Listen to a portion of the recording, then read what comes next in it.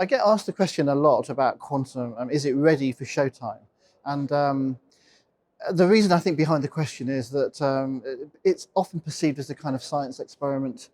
People think about optical benches with lots of equipment and complex quantum random number generators, single photon detectors, etc. But actually, quantum has moved on an incredible amount in the last few years. And I would say, yes, it's ready for showtime, and it's ready for us to commercialize it and turn it into products that customers actually want. Why do I say that? I'm about to present at OFC a talk that proves it. Essentially, the proof is behind a demonstration that we've built in London.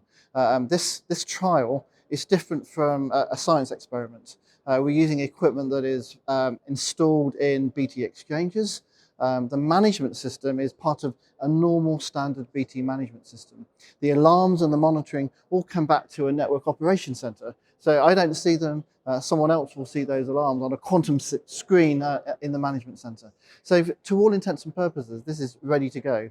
What we're doing now is really working with major customers to see what are the use cases, and ultimately what can we charge, and what are customers prepared to pay for a service running over the top of ultimate quantum security.